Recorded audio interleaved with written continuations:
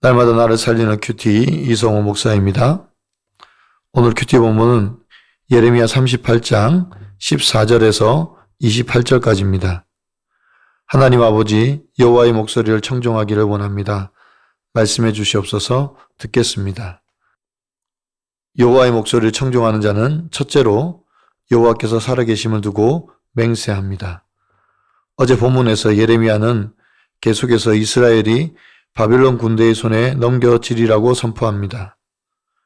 그러나 고관들이 왕께하려 예레미야를 끌어다가 뜰에 있는 구덩이에 던져 넣습니다. 그러자 왕국 내시 구수인 에베멜렉이 왕께하려 고관들이 지금 예레미야에게 행한 일은 악한 일이라고 말하며 예레미야를 구덩이에서 끌어냅니다. 14절입니다. 시드기야 왕이 사람을 보내어 선지자 예레미야를 여호와의 성전 셋째 문으로 데려오게 하고 왕이 예레미야에게 이르되 내가 내게 한 가지 일을 물으리니 한마디도 숨기지 말라고 합니다. 시드기야 왕이 예레미야를 데려다가 물으며 한마디도 숨기지 말라고 합니다. 그리고 예레미야는 왕에게 확답을 받습니다. 내가 어떤 이야기를 하더라도 죽이지 말라는 확답입니다. 그러자 시드기야는 여호와의 살아계심을 두고 맹세하며 예레미야를 죽이지도 않고 그를 죽이는 자에게 넘기지도 않겠다고 합니다. 지금 하나님께서 예레미야를 통해서 시드기야에게 바벨론에게 항복하라고 말씀하십니다. 그러면 살고 예루살렘 성도 불사름을 당하지 않을 것이라고 했습니다. 만약에 항복하지 않으면 이 성이 갈대아인의 손에 넘겨지고 결국 불살라질 것이라고 합니다.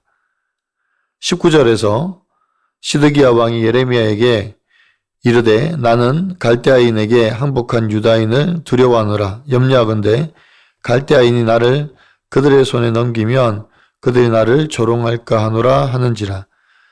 시드기야는 하나님께서 예레미야에게 주신 메시지를 듣고 두려워 떨고 있습니다. 왜 시드기야가 두려워 떨고 있습니까? 포로로 잡혀간 고관들과 자기 백성들에게 조롱을 당할까 봐 두려워하고 있는 것입니다. 시드기야는 자기밖에 모르는 왕입니다.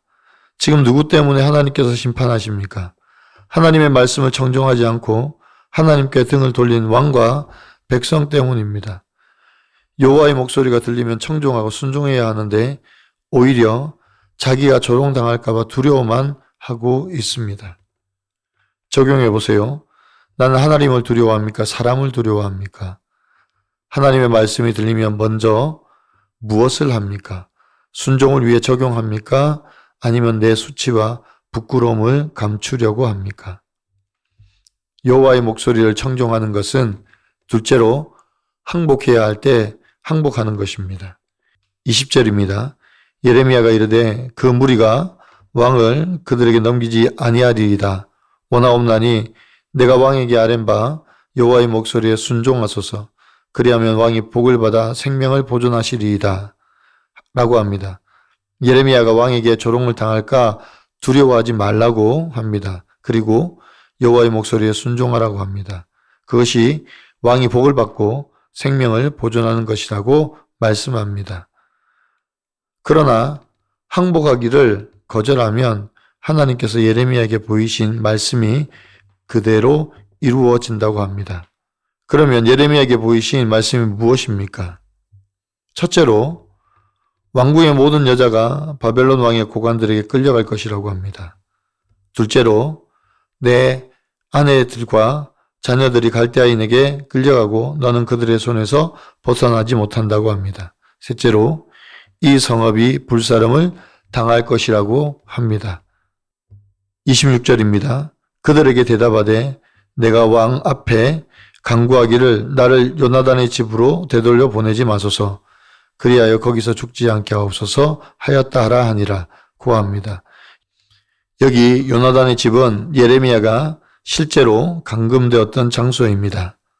서기관 요나단의 집에서 예레미야는 감금되어 지하 감옥에 갇혀 오랫동안 고통을 받았습니다. 고관들이 예레미야에게 왕과 무슨 대화를 했느냐고 물으면 왕에게 나를 살려달라고 요나단의 집으로 보내지 말라고 간청했다고 하라고 합니다. 왕은 백성을 사랑하고 구해야 하는 사명을 가졌는데 오히려 자기만을 위해서 이 일을 꾸민 것입니다. 결국 순종하지 않은 결과는 앞에서 말한 예레미야의 예언의 성취입니다. 하나님은 저와 여러분의 항복을 원하십니다.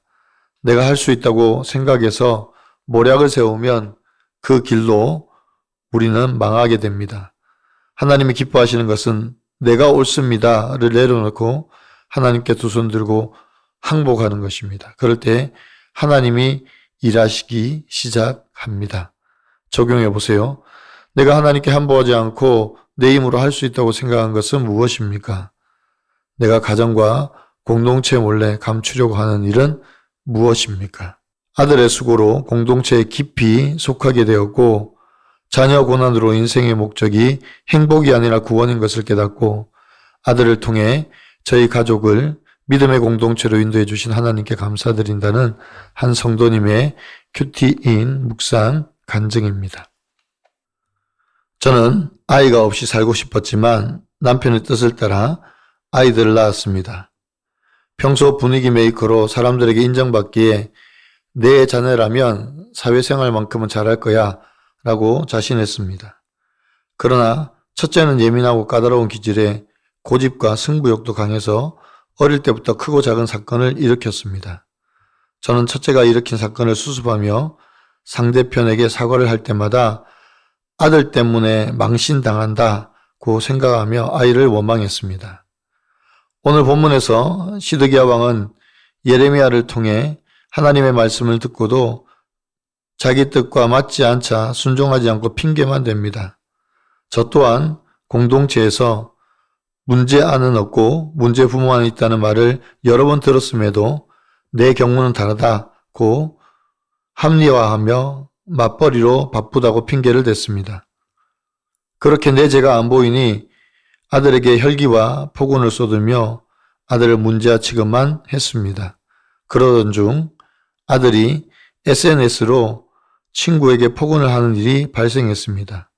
하지만 갈대아인에게 항복한 유다인의 조롱을 두려워하며 말씀에 순종하기를 주저한 시드기야 왕처럼 저는 피해 학생에게 제대로 사과하지 않았습니다.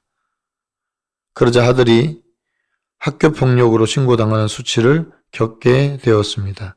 그제야 저는 그동안 공동체의 권면을 골라듣고 아들을 진심으로 사랑하지 않은 저의 죄를 회개했습니다. 현재 아들은 한창 사춘기를 통과하고 있습니다. 그럼에도 주의 성수를 하고 교회 수련회도 참석하며 자기 자신을 돌아보고 있습니다. 아들의 수고로 저희 부부는 교회 공동체에 깊이 속하게 되었고 저는 소그룹 리더로 세워졌습니다. 자녀 고난이 없었다면 저는 인생의 목적을 행복에 만두고 무늬만 신자로 살았을 것입니다.